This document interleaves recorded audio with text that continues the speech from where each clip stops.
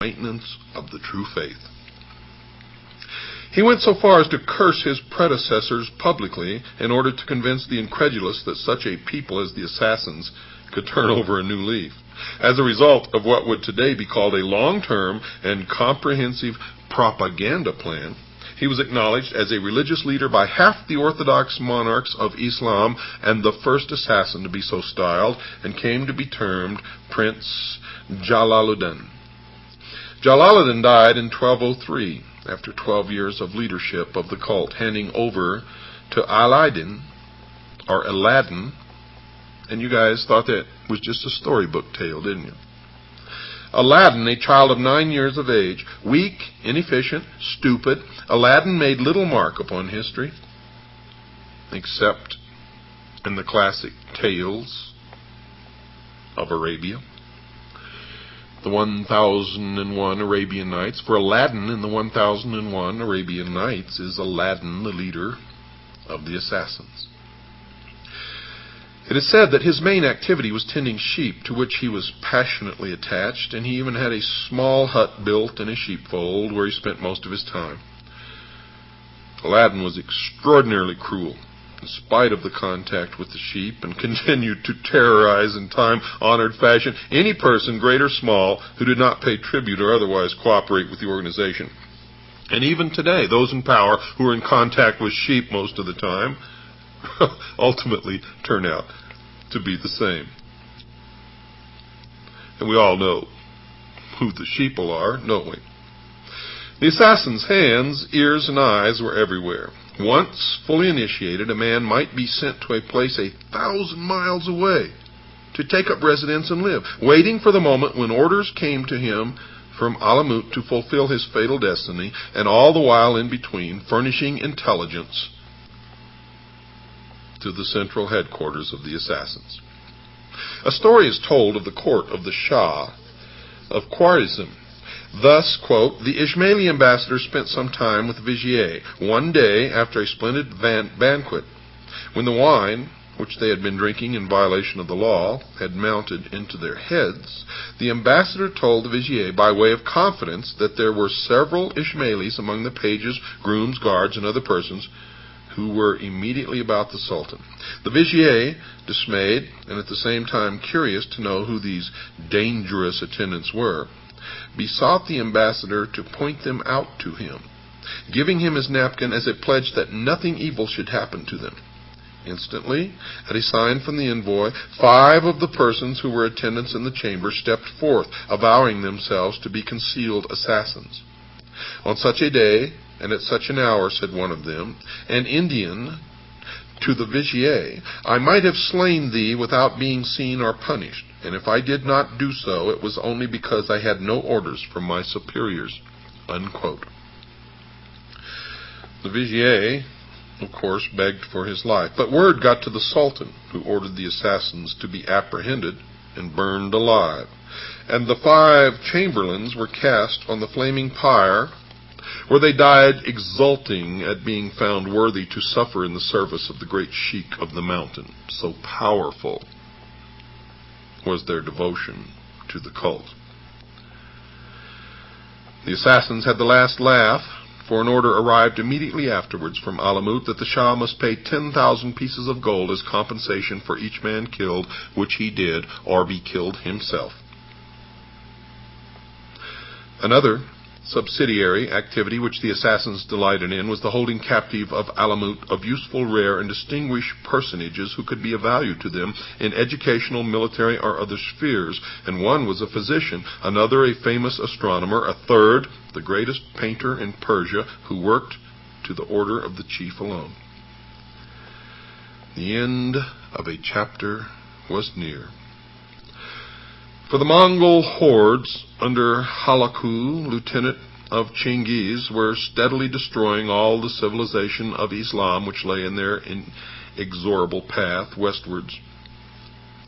Rukneddin, son of Aladdin, succeeded him and tried at first to turn the Mongol tide. After a series of encounters, pitched battles, intrigues, and counter-intrigues, Rukneddin was taken. He played for time as long as he could, but he was eventually murdered in his own turn by the victorious Mongol chief's men. Assassin power in Persia was broken, and what remained of the members were ordered, none knows by whom, to conceal their faith and await a signal that the cult was in full operation again. Alamut was silenced, and the Syrian headquarters alone remained.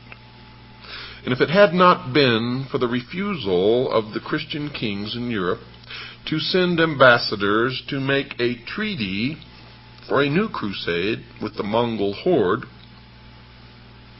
then all of Islam would have been decimated. But it was not. For the Christian kings, even though they would have liked to regain their foothold in the Middle East, had problems of their own and ignored the Mongol emissaries.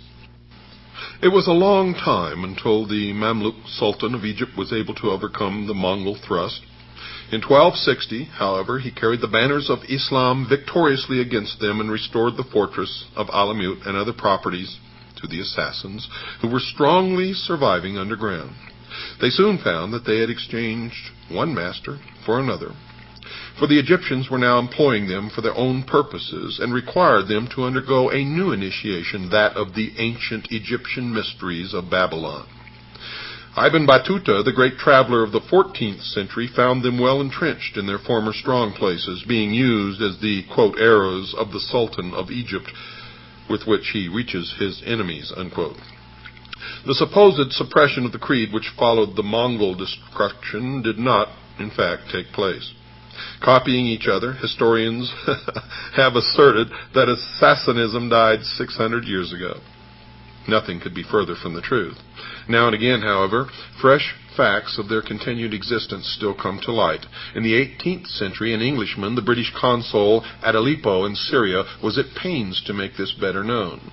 He said, quote, "Some authors assert that these people were entirely extirpated in the 13th century by the Tartars, but I, who have lived so long in this infernal place, will venture to affirm that some of their spawn still exists in the mountains that surround us, for nothing is so cruel, barbarous, and execrable that is not acted and even gloried in by these cursed assassins," unquote.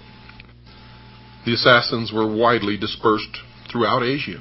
The rise of the thugs, the secret society of assassination of India, followed the Mongol invasion of Persia. Indeed, at least one of the thug recognition signals, Ali Bahai Salam, indicates salutations to Ali, the descendant of the prophet most greatly revered by the assassins. Ismailis, not all of them recognizing the one chief, reside in places as far apart as Malaya, East Africa, and Ceylon. They would not necessarily feel that they are assassins in the same sense as the extremists who followed the old sheiks of the mountains, but at least some of them revere the descendants of the lords of Alamut to the extent of deification. The modern phase of Ismailism dates from 1810, when the French consul at Aleppo found that the assassins in Persia recognized as their divinely inspired chief a reputed descendant of the fourth Grand Master of Alamut, who then lived at Kek, a small village between Isfahan and Tehran.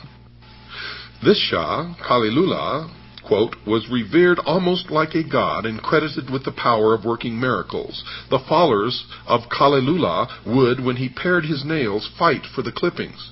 The water in which he washed became holy water. The sect next appeared to the public gaze through an odd happening. In 1866, a law case was decided in Bombay. There is in that city a large community of commercial men known as Kohas. A Persian, the record tells us, Aga Khan Mehalati, a native of Mehalat, a place situate near Kek, had sent an agent to Bombay to claim from the Khojas the annual tribute due from them to him, and amounting to about 10,000 English pounds. The claim was resisted, and the British court was appealed to by Aga Khan. Sir Joseph Arnold investigated his claim. The Aga proved his pedigree, showing that he had descended in a direct line from the fourth Grand Master of Alamut, and Sir Joseph declared it proved. And it was further demonstrated by the trial that the Kohas were members of the ancient sect of the Assassins. to which sect they had been converted 400 years before